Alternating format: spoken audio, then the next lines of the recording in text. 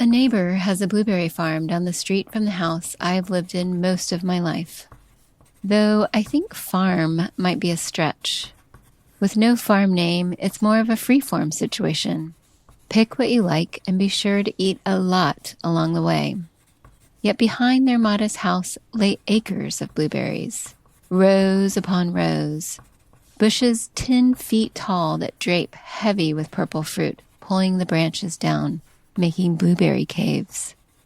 I have run through these fruit caves as a child, hidden amongst them on dates and with lovers, picked handfuls with a newborn strapped to my chest, intensely collected bucketfuls for my budding business, and simply bypassed the bucket, handing Mrs. Ruth a few dollars on my way out, as I just came for a snack with solace. Fruit is officially defined as the sweet and fleshy product of a plant, as the permanence of self is ironically built on these fleeting, sweet and fleshy parts of life, one blueberry at a time. In a week, just as the heaviness of ripe blueberries arc the branches, I will move away from this home and street forever. Even so, I cannot move away from myself, perpetually residing in a blueberry cave. I love you.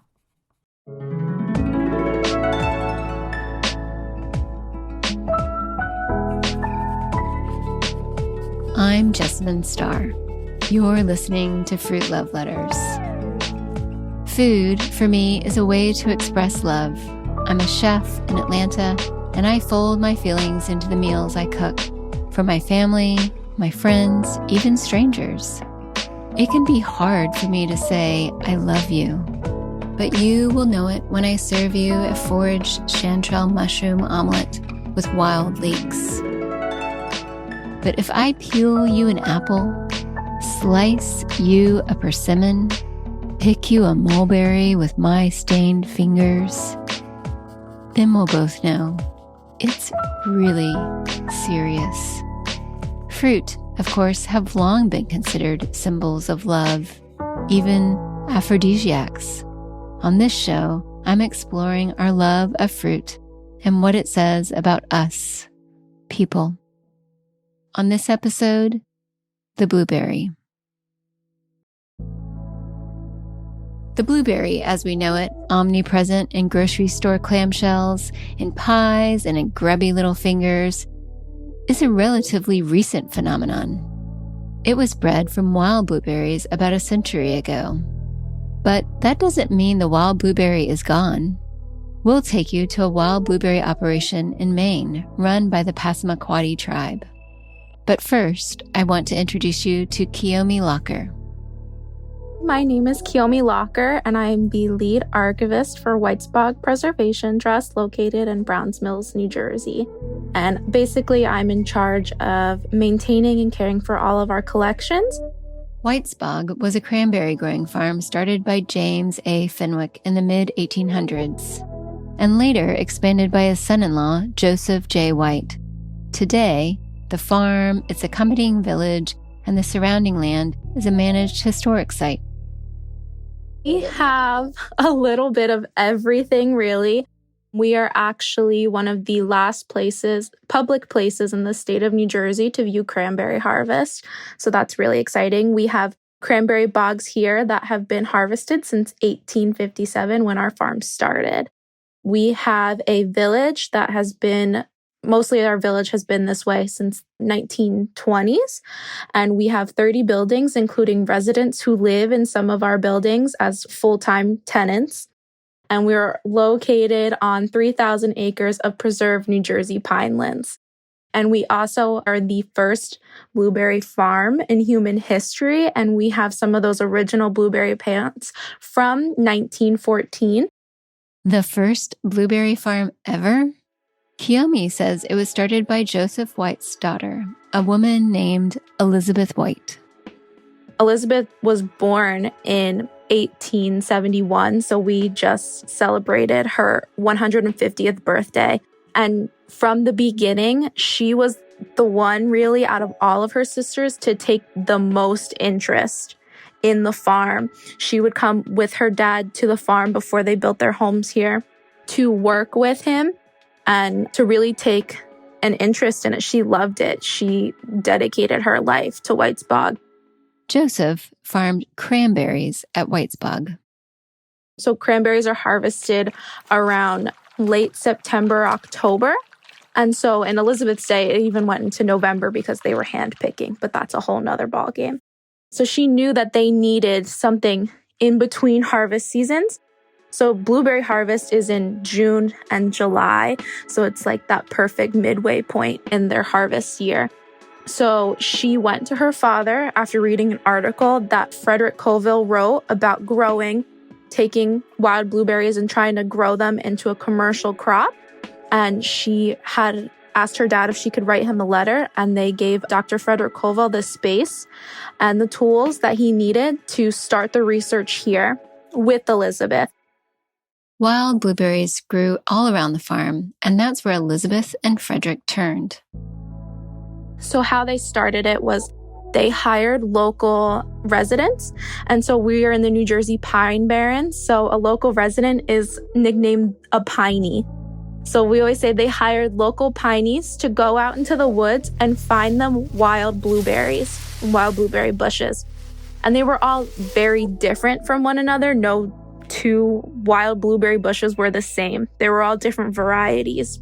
So they would find the plant, and if they could find a plant that produced berries the size of the quarter, they paid them around $20 a plant, which, I mean, this is the early 1900s, so we're talking lots and lots of money to them anyway.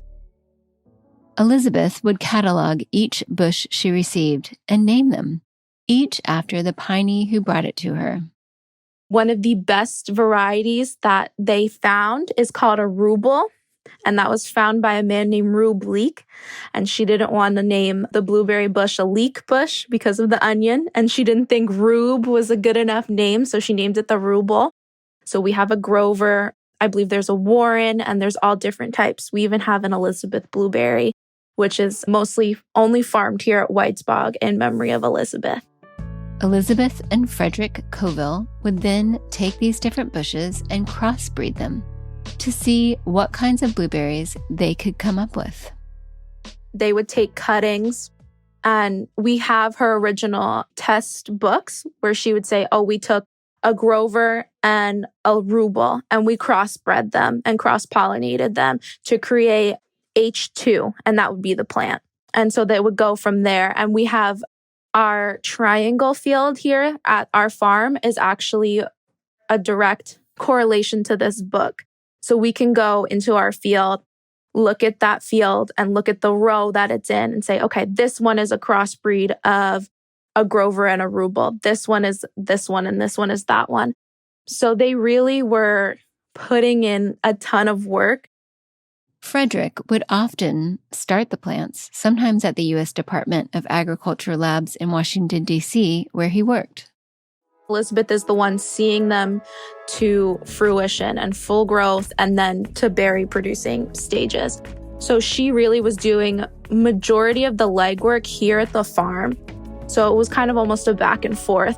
They would start the plants, bring them back, plant them because it actually works out perfectly. The Pine Barrens is acidic soil, and blueberries love acidic, sandy soil. And that's another reason why cranberries and blueberries were such a great crop to do together, because they both need the same environment. So they would come, they would plant them here.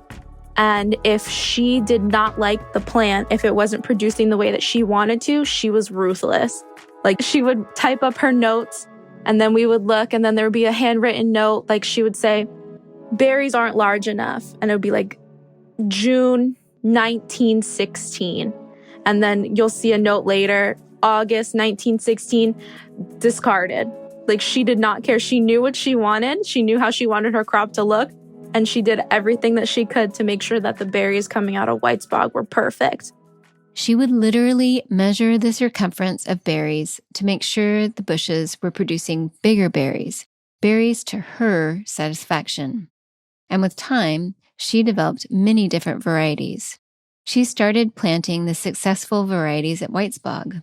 Her first harvest was in 1914, but she also worked to get other growers interested in blueberries, spreading her cultivated blueberry little by little. Today, nearly 700 million pounds of blueberries are grown each year. People don't realize that there are so many different varieties of blueberries. And when you purchase blueberries in your produce section at the grocery store, those are not all one variety of blueberries in that container. They're all different varieties. That's why you see some of them that are smaller and they're a little bit sour. And then you see the bigger ones and they're sweet. Those are two different varieties. It's not commercially productive to separate them. Oh, you're going to buy a Raz blueberry, and today you're going to buy the Silver Dollar blueberry. So they just package them all together. So why do growers have multiple varieties? I mean, it sounds like a great idea and adds variety, but is there a growing reason to have varieties? Actually, there are early, mid, and late varieties. So it extends the season to have multiple varieties. Will you go through a little bit of some different blueberries and what they taste like? We'll start with the Elizabeth blueberry. We're one of the only places to grow it. Elizabeth blueberries are the sweetest blueberries and biggest blueberries I've ever had. Perfect. The best. Yeah, they're the best, obviously named appropriately. And they don't sell them in the store because they're very fragile. So they have a really short shelf life. So they're not good for commercial production, really. So the Elizabeth blueberries are the best. The ruble is kind of, when you think of like a basic blueberry flavor, that's really what the ruble is. It's mid-sized. The ruble is named after Rubel Leake, one of the pineys. Yes, one of the pineys who found the original plant. And she loved the plant so much that they really didn't crossbreed the ruble all that much because they thought it was the peak plant. So really, if you're having a ruble, it's most likely, it could be somewhat genetically altered, but most likely it's not. Without Elizabeth and Koval's work, where would the blueberry be today? I'm not quite sure. There could be someone who would have taken up the work. I mean, we'll never really know. But we honestly say that without Elizabeth, there would be no blueberries because she's really the woman that was the driving force behind it. And now blueberries are in everything and they're grown all over the world and everybody loves blueberries. And to me, I think the saddest part of that is that people don't know Elizabeth White's contribution. I won't lie, I live 15 minutes from Whitesbog, and prior to working here, I had never even heard of Elizabeth White. And I think that's really a disservice to her contributions, I think, to human history. I mean, everybody loves blueberries, especially to food history. It's unfortunate that no one really knows who she is. She was a pioneer even outside of blueberries. She felt very passionately about human rights. For example, she provided relatively better housing for her workers in comparison to other farms and encouraged neighboring operations to do the same. As part of that mission, she served on President Herbert Hoover's Migrant Farm Workers Housing Committee. She had an infirmary to treat workers on site, and she would bring in specialty foods for her primarily Italian labor force. Still, Whitesbog did rely on child labor. She felt very strongly that when people looked at Whitesbog and thought, oh my God, you use children. Well, Whitesbog was one of the only farms in our area to provide a school and a school teacher full-time for kids who were working here. A lot of the kids who worked here, they've told us that they've lived very happy lives here. My grandfather actually picked blueberries. My aunt picked blueberries here as well, and she knew Miss Elizabeth White. So that's always like a fun connection to my role here. My aunt was a teenager when she worked here and when she knew Elizabeth. And she said that Elizabeth was very gentle and kind, but firm. So when Elizabeth was around, you knew who was boss and you knew that she's watching you. And if you're not doing what you're supposed to do, she will tell you.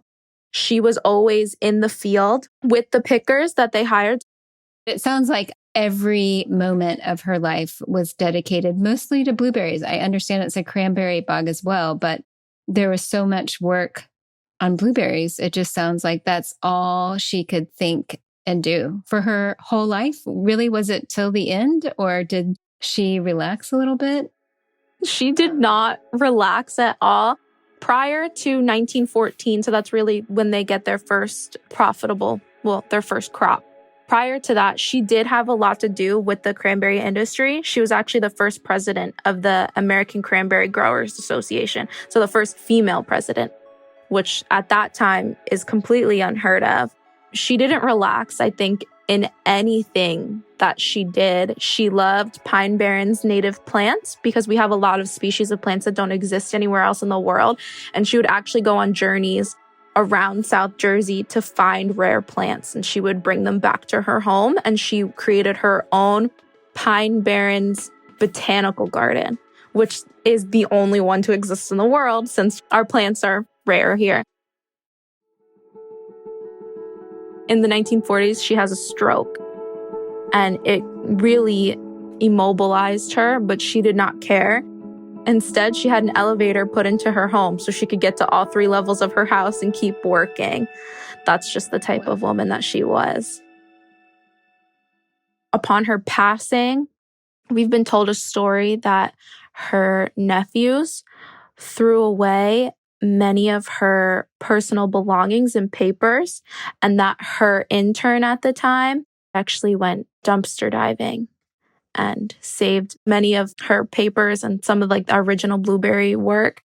She believed that someone would start something in memory of Elizabeth. So you guys got some of those dumpster dived. Yes. Thank goodness. I know. Her name was June Vale, and she's actually a very prominent horticulturist in our area, especially in Philadelphia. Actually, she saved Elizabeth's original bedroom furniture. Those 3 pieces are the only original pieces of the home that we have. So thank goodness for June Vale. Yes. I hope the next time you buy a clamshell of blueberries at your local grocery store, you think of Elizabeth White and all the work she did to get those blueberries to you. And by the way, those very first bushes she planted at Whitesbog, those blueberry plants are actually still producing fruit today over 100 years later. If you ever find yourself in the Pine Barrens of New Jersey in the summertime, you can even stop by Whitesbog and pick a few of those berries to try.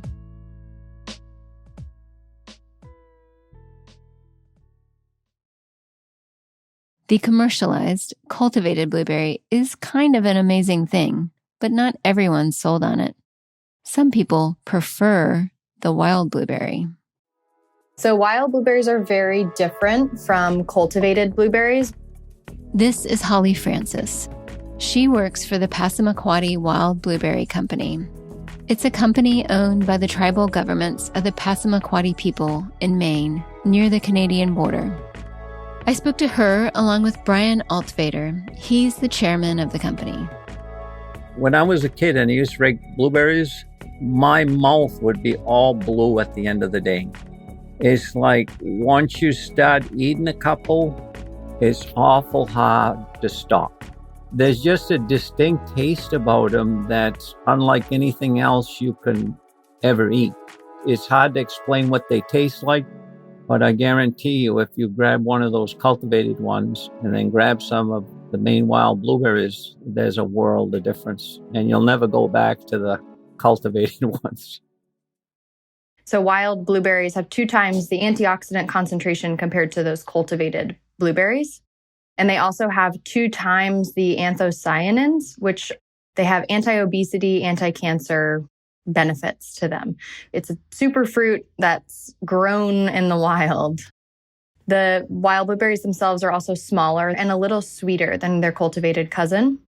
Rather than grow on a farm in neat little rows like the cultivated blueberry, the Passamaquoddy blueberries grow on barrens. Wild blueberries started growing when the glaciers receded from northern Maine and parts of Canada about 10,000 years ago. And so these were called barrens. It's just a large area with no trees and these different clones growing. Wild blueberries are actually a series of root systems under the ground called rhizomes. And each system of roots is called a clone. And so if you actually do a bird's eye view of the wild blueberry barren, you'll see different clones. They have different colors, different heights, different blooms. And within one barren, you'll actually have a different flavor profile from one clone to the next and a different coloring of the berries.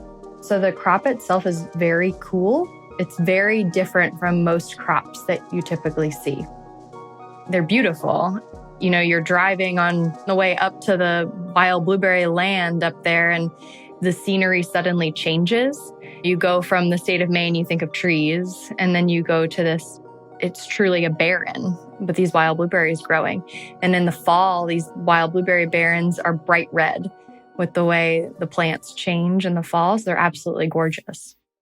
It's a very particular, striking landscape, and Brian says his people have been on this land eating these blueberries for a very, very long time. Well, there's evidence that we've been here for at least 13,000 years. And so these have always been our homelands. So I think that the blueberries were always a staple of the Passamaquoddies. But of course, there was a problem. This region here, the Passamaquoddy Bay region, if you look at maps, depending on when you look at maps, sometimes the English would claim where we live and sometimes the French, and it's always been a gray area. And so we have been here for at least 13,000 years, and where we live and the places that we go became smaller and smaller. And then we basically got confined to a few small Indian communities, reservations. Then, in the 1970s, in a complicated and far-reaching lawsuit in which the Passamaquoddy sought everything from federal recognition of the tribe to better services, the Passamaquoddy demanded their lands back, and they won. The resulting settlement, called the Maine Indian Claims Settlement Act, included a payout for the tribe. After the Indian Claims Settlement Act, we won the settlement and we got a fair amount of money. And as a result of that, we purchased quite a bit of land for the tribe and we purchased some businesses. I'm glad to say that the Passamaquoddy Wild Blueberry Company, what we know currently, is the longest and by far the most successful company that the tribe has had. And so it was a result of the federal recognition and winning the lawsuit and taking those millions and invested into businesses. It's a business rooted in the tribe's traditional foodways, the blueberries. And for a long time, it maintained a sense of community, particularly during harvest. That's when Passamaquoddy families would gather on the barrens to pick the berries. I know that my dad used to go to different places and spend weeks harvesting balsam fir boughs to make Christmas wreaths and stuff. And a lot of times they'd stay in a camp somewhere and somebody would be designated to do the cooking and stuff like that. And sometimes they'd be away from home for weeks. And the same thing with blueberries harvesting. It's changed a lot. When I was a kid, a lot of us stayed in either a camp or a tent or something like that.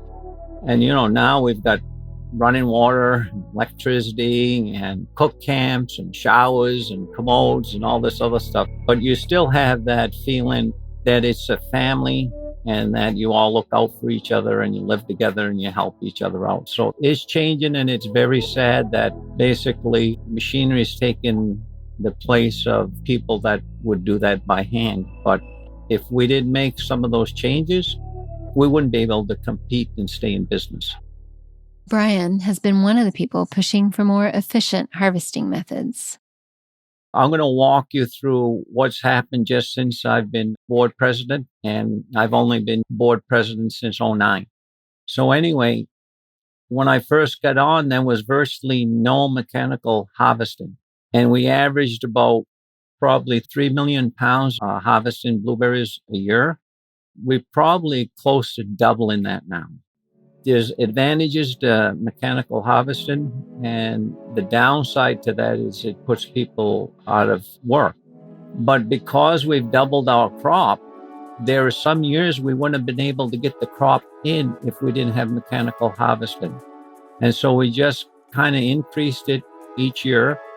And the other thing is it costs at least double to harvest a blueberry per pound with hand raking as opposed to mechanical harvesting.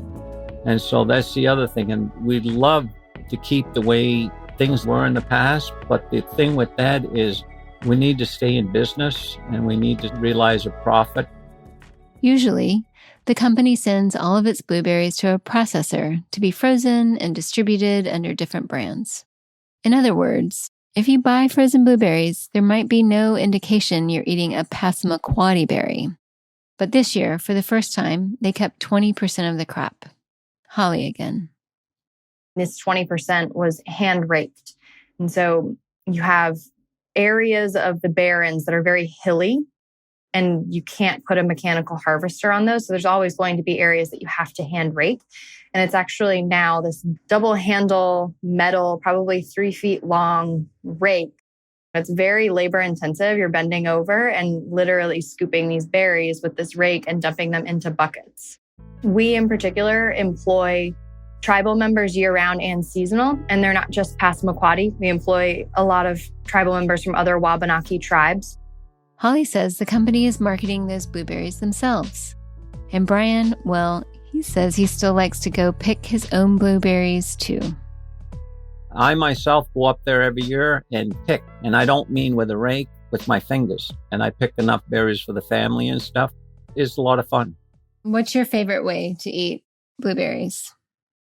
I'd have to say it's a pie. I mean, you can't beat a good blueberry pie. I remember when my grandmother used to make pies for us kids, and there was nothing like it.